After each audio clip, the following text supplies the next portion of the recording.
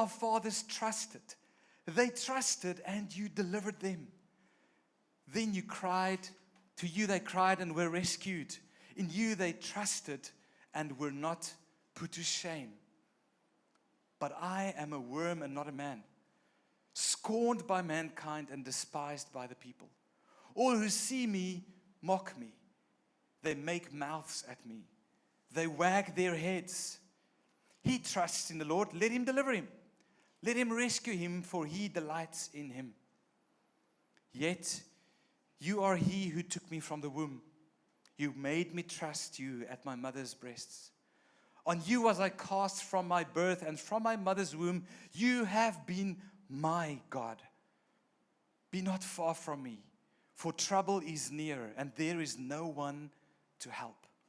Many bulls encompass me. Strong bulls of Bashan surround me. They open wide their mouths at me like a ravening and roaring lion. I am poured out like water. All my bones are out of joint. My heart is like wax. It is melted within my breast. My strength is dried up like a potsherd, and my tongue sticks to my jaws. You lay me in the dust of death. For dogs encompass me. A company of evildoers encircles me. They have pierced my hands and feet. I can count all my bones. They stare and gloat over me. They divide my garments among them, and for my clothing they cast lots. But you, O Lord, do not be far off. O you, my help, come quickly to my aid. Deliver my soul from the sword, my precious life from the power of the dog. Save me from the mouth of the lion.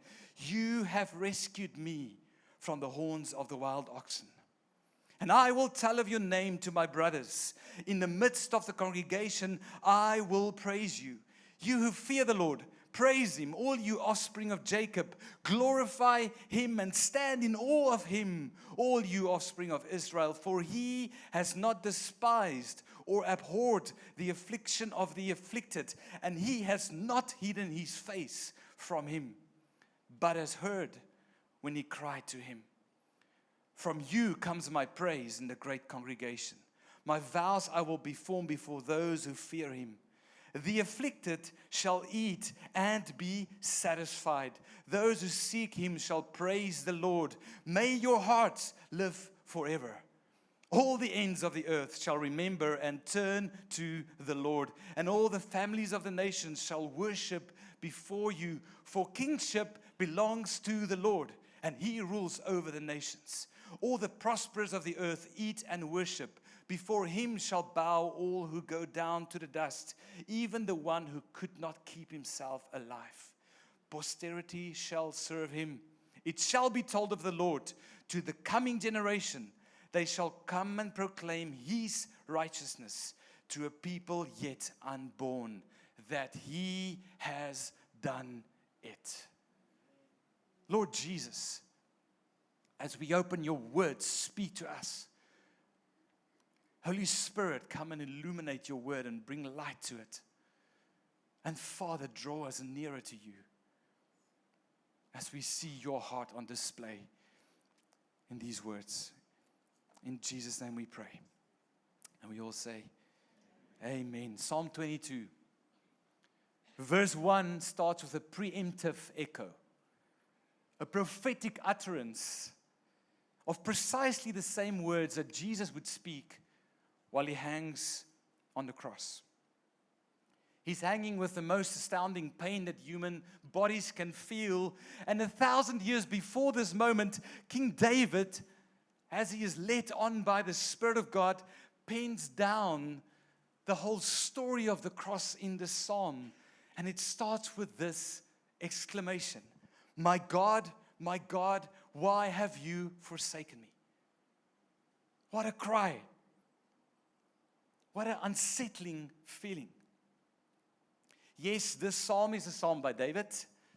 David and his afflictions are noted here in Psalm 22 in a very real sense. But as the star is concealed by the blinding light of the sun, we start seeing Jesus in these words and think a little bit less about David.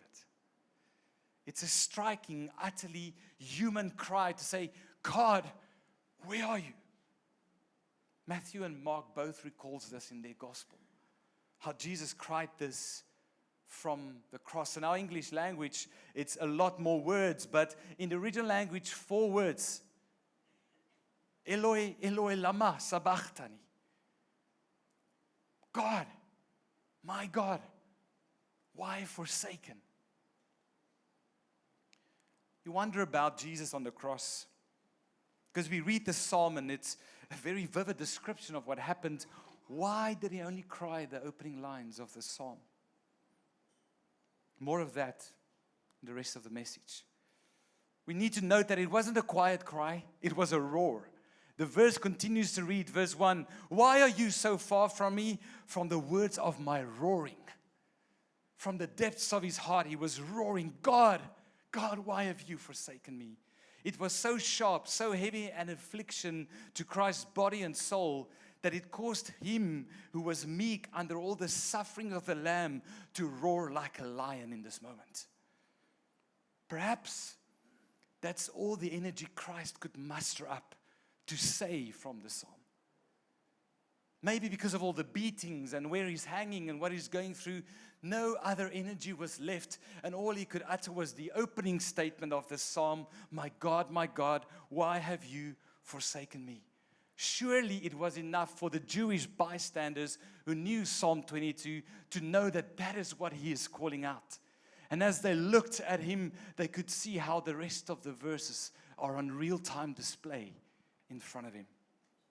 Christ himself embodied the rest of Psalm 22 as he was on that cross. Psalm 22, in a way, is a 1,000-year-old photograph of what was going to happen on Good Friday 2,000 years ago.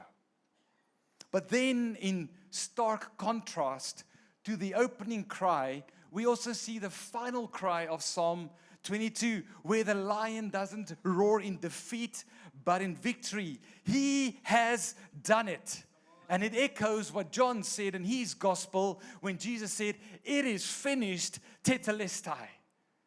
1,000 years later, it wasn't just a cry of his forsakenness, but there was a second cry at the end of the psalm that God has done it. The roar of these words from the mouth of the suffering Savior on the hill called Skull, to the host of the angel armies who joined in this exclamation, even proceeding from the mouth of the centurion who stand next to him and said, this had to be the Son of God. And today we can echo with that he has done it. It is finished. This is the cry of Good Friday. Salvation's glorious work is done. There is peace with God on earth and glory to God in the highest. The final words of Psalm 22, as it was the final words of Christ on the cross, says that salvation is certain. Succeeding generations will be blessed. The gospel is published. Christ is exalted. 2 roaring cries, the beginning and the end of the psalm. One of forsakenness and then one of fulfillment. And this Good Friday, I want us to look a little bit in between these 2 breaths. Between the cry of forsakenness and the cry of fulfillment on the cross. What is there for us to discover this morning? I don't know when last you received a wrapped gift from someone. Usually if it's done with effort and with heart, and we as a family received a gift this week from someone, it's wrapped beautifully, but then there's a little bow around it as well. And that's how I see the discovery of Psalm 22 this morning. There's the wrapping of the opening statement, my God, why have you forsaken me? And the bow, the beauty around it of that it is finished. But what is in the gift? What is in the words of Psalm 22 for us to discover today? What is the message, the gift of grace that we still get to celebrate on this Good Friday? So let's look a little bit deeper. First, we see on the cross that Christ experienced absolute affliction. Absolute. The greatest, the highest. There's nothing beyond it. The sum total of all affliction was poured out on him. Isaiah prophesied, God laid upon him the iniquities of us all. Upon him was the punishment, the affliction that brought us peace. All affliction. For those of you who don't know what the word affliction is, al die Afrikaanse mense in die kerk. All affliction, all sufferings, all hardships is because of one reason. What sin has done to man. So affliction and sin goes hand in hand. If there haven't been any sin in this world, there would not have been any affliction. If sin didn't enter, affliction wouldn't be a reality. And here we see in Psalm 22 how all of that affliction, everything that we as humans feel, not just individually, but collectively for generations, is poured out absolutely upon Jesus. Back to the description of Christ on the cross. And the question I asked earlier, why did he only utter the first part of Psalm 22? Maybe as our imagination led us, it was all he had energy for. Maybe, yes, it was to create in the Jewish hearers a sense of the fulfillment, which I believe it is too. But the retelling of Psalm 22 happened physically in front of him as affliction weighed heavier on Christ, moment by moment. Christ, under absolute afflictions, pressed play on the film of Psalm 22. And his body displayed all the rest. They opened wide their mouths at me. They opened their blasphemous mouths as if they were about to swallow the Christ whom they have hated. More descriptions from Psalm 22. I am poured out like water, utterly spent. The waterfalls of my body of tears, sweat, and blood, and the final stream of water running from my side. All my bones are out of joint. Fastened hands and feet to a cross pulls the body out of joint. Having to hold himself up for momentary moments of pain relief pulls his body completely out of whack. My heart is like wax. It is melted within my chest. There's medical reasons or medical explanations for what actually physically happened to the heart of Christ in this moment, but it shows the sorrows of carrying the sin and suffering that melted the Savior's heart. All such affliction on mankind is felt inside of his own chest, and every inch of energy drains from that pain that he feels. My tongue is dried up. The living water is the one who says, I thirst. My tongue clings to my jaws. They stare and gloat over me. Charles Spurgeon said this, unholy eyes gazed insultingly upon the Savior's nakedness and shocked at the sacred delicacy of his soul. Let us blush for human nature and mourn in sympathy with our Redeemer's shame. The first Adam made us all naked, and therefore the second Adam became naked, that we might clothe our naked souls. Absolute affliction. And then the most compelling, probably the most compelling prophetic fulfillment, they divide my garments among them. And for my clothing they cast lots. David clearly had to see the vision of the cross to write such words. He who gave his blood to cleanse us, gave his garments to clothe us. Absolute affliction. How do we respond this morning? It's not just about the telling of Jesus' story, but what do we do with this? How do we respond? Because of his affliction, today there stands for us an invitation. Let's read some other verses again from Psalm 22. For he has not despised or abhorred the affliction of the afflicted, and he has not hidden his face from him, but has heard when he cried to him. The afflicted shall eat and be satisfied. As we face our affliction in this world, what Christ has done at the cross invites us to say, I want to eat. I want to taste. I want the God life that Christ has bought for me. And then we become in our own souls satisfied. God doesn't look down on our affliction in a despising manner. The text says it. He hears. He doesn't abhor us. He doesn't push us away when we face our affliction, when we are swallowed up in our affliction because of the sin and brokenness of this world or the sin of brokenness of self, the invitation of Christ's affliction at the cross is, come, I already carried that. Let it go. Hand it over to me. I carry that so that you don't have to. What afflictions are you carrying today that you can just hand to Christ on the cross? The absolute afflicted one. Then the second thing we see in this gift that is unwrapped is, how do we take that step to hand over our affliction? And it comes down to total trust. We have to actually trust God that He can be the one who takes our affliction and gives us life. The Son on the cross fully trusted the Father in all of His affliction. There was never a moment in the journey of the cross that Jesus did not trust the Father. The Gospels records His prayer in the garden. Father, if this is your will, let this cup pass me. But not my will be done, but yours. What an exclamation of trust. You know, I trust you. John recalls the words of Jesus. He says, for this reason the Father loves me, because I laid down my life that I might take it up again. No one takes it from me. I lay it down on their own accord. I love the Father so much, and He loves me so much, that I willingly trust Him by laying down my life, because He has promised that I will take it up again. And even at the end, where Luke writes in his gospel, as Jesus is coming to His death, He said, Father, into your hands I entrust my spirit. When we are afflicted, and we think about the afflictions of Christ, we quickly have to decide, who are we trusting? For Christ, it was the Father. For David, it was his God. Who is it for you this morning?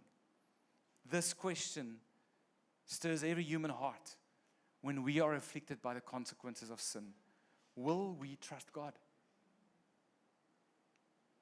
David echoes the trust that I speak about in Psalm 22.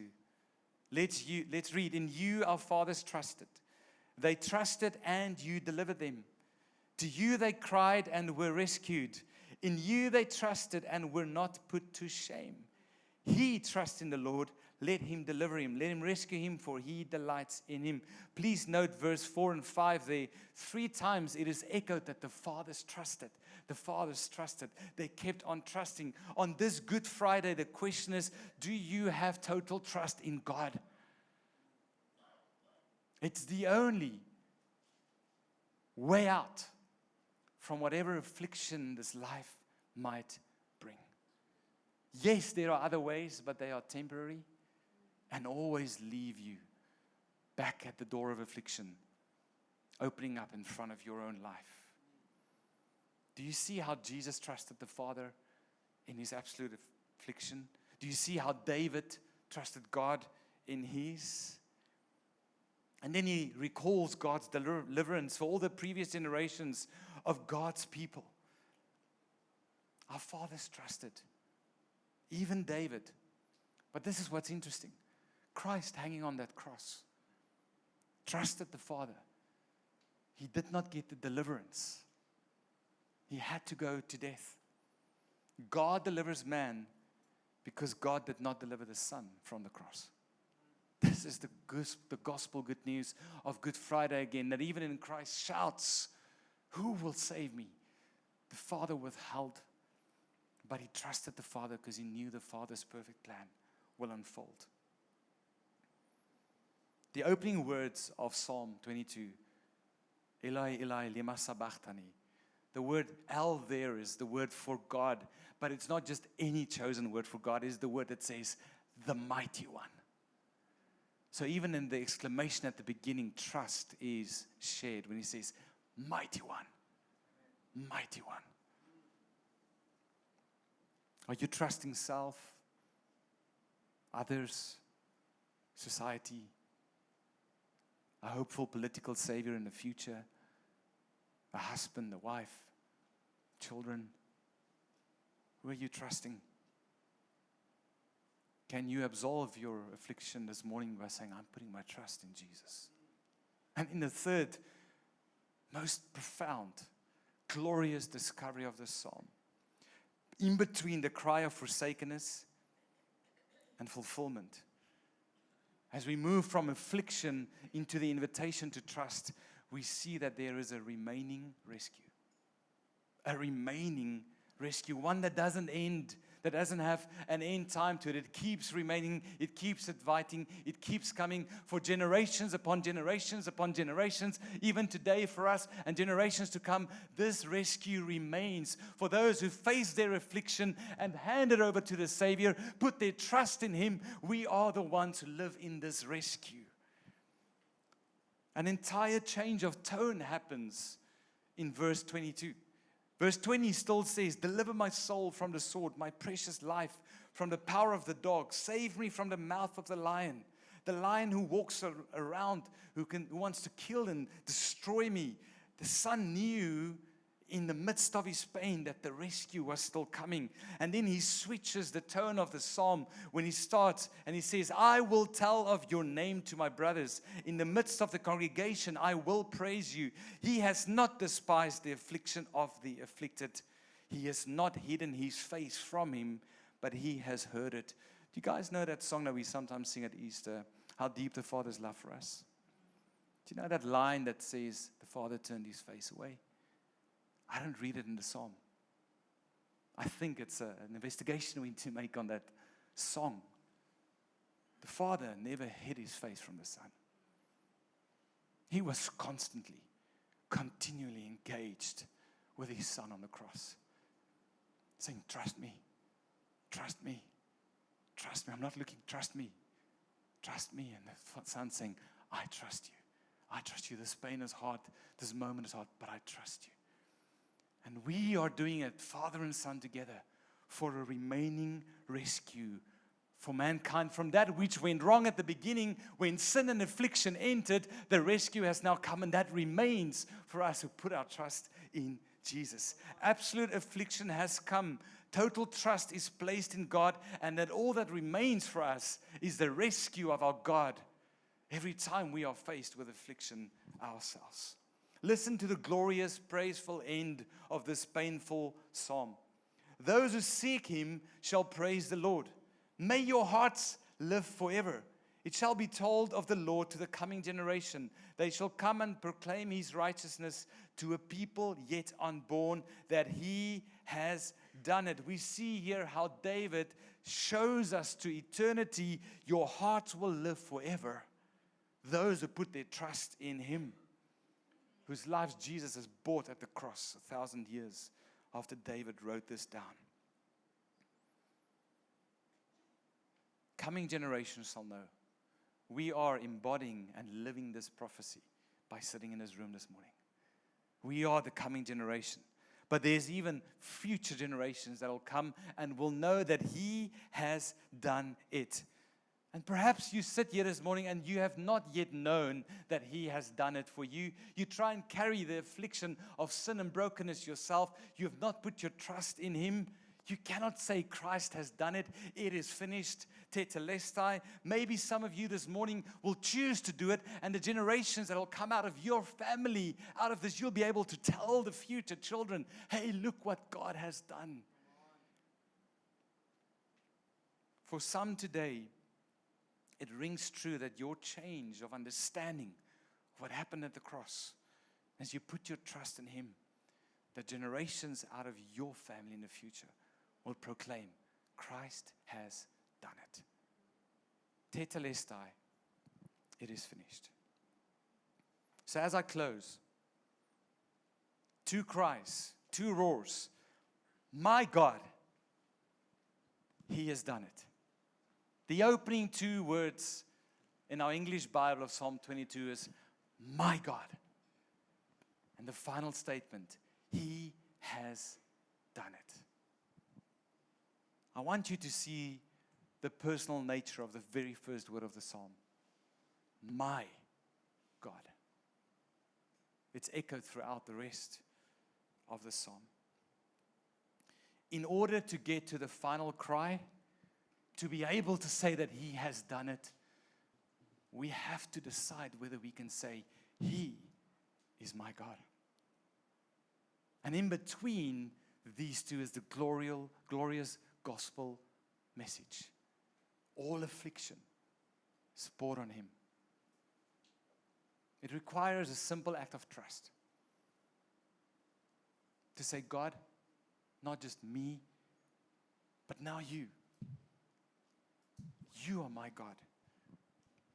And as that simple act of trust is happening, we receive a remaining rescue.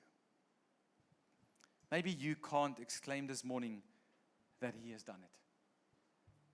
Maybe you've been just coming with family out of tradition, because that's what we do on Good Friday before we go and eat too much. Can you say He has done it this morning? Maybe you can say it cognitively, intellectually. Yes, you can know historically, it's proven there was a Jesus, there was a cross. But your soul, your inside, can you exclaim this morning that He has done it? Again, I say it's impossible to make the second exclamation ourselves if we have not made the first one. My God, I trust Him. Friends, here's the reality.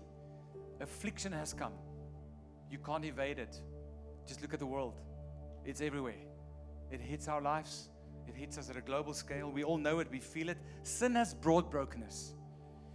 Trusting Him is the only proper response that leads us to a rescue that will remain and keep us, as the Bible says, and protect us until the end when He returns in glorious bright light.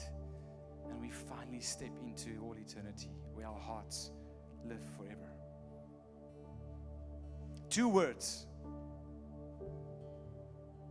has the greatest life-shifting reality of salvation available for you this morning. My God. Have you said those 2 words? Have you prayed it? Because as we do, into our soul, into our spirit, flushes all of His Spirit, we become changed, and then we get to exclaim today, it is a Good Friday, because He has saved me. This morning, as I conclude, we are going to go to communion. And before we do, I want you to look at those 2 statements again, the opening and the final statement of Psalm 22. It's an invitation for all of us. Maybe you're hearing this for the 20th or 30th time. Yes, you're a believer, but you've shifted away from calling Him my God. He's just God. You've put your trust in other things. Maybe this Good Friday will become better as you say, I'm handing over my affliction. I'm going to stop trying. I'm going to receive this gift of grace. I trust You, Father. I look at the Son who trusted the Father, and I need Your rescue once again. Come and rescue me. But maybe you've never said, my God. You've spoken about a God or God, but you haven't said my God. If that's you this morning, I'm not going to ask you to stand, raise your hand. I want you to pray that internally, because He hears. He's the searcher of hearts. He knows our thoughts before we even think it. If you need to say this morning, my God, take a moment to do so. Take a moment to do so. Thank You, Lord. Thank You that You are speaking to every heart in this room. And Lord, now as we go to the table of communion, we can corporately and together proclaim, He has done it. He has done it. On the night that Jesus was betrayed, He took the bread, and after giving thanks, He broke it and He said, this is my body broken for you. I carry the affliction. I carried the pain. The absoluteness of it all is poured out upon me on the cross. My body broken, out of joint, my heart melting like wax, people mocking me, beating me. That was all for you. Whenever you eat this bread, do this in remembrance of me. Remember that I is the one who carried your affliction. And in the same manner, he took the cup, and after giving thanks, he said, this is the cup of the new covenant of my blood. It's for the forgiveness of sins. It's for the cleansing of all the affliction of sin and brokenness that we feel. He comes and he washes it off us because of his blood poured out for us. Do this in remembrance of me. So 2 more moves for us this morning. As you go to communion this morning, see your action of walking as a movement of trust. I trust you. I trust you. I trust you. God, you are my God. I trust you. I trust you. As I go and receive this, I know and I remember that you have done it. And then your final step today, as you taste that bread and drink the cup, let him remind you that the rescue of Christ for those who put their trust in him are for eternity. It is a remaining rescue that never ends. I'm going to pray. I'm going to invite you to the table. This table in front. There's one at the back in the kitchen area. There's one in the middle area there. So disperse yourself, but see your steps as an act of proclamation of trust. And then when you eat, say, thank you, Lord, for your rescue today on this Good Friday. Lord Jesus, we come to your table with gratitude that you have done it. And we proclaim with David. We proclaim with the angel armies. We proclaim with the centurion. We proclaim with previous generations that Christ has done it on the cross. And we put our trust in you. And today we receive with gladness this gift as we eat this meal. Thank you that you are the rescuer, the deliverer, the liberator, the one who sets us free from the affliction of our own pain and sin. Come and deliver us once again this morning. In Jesus' name we pray. And the people of God says, amen. Please go ahead and take communion.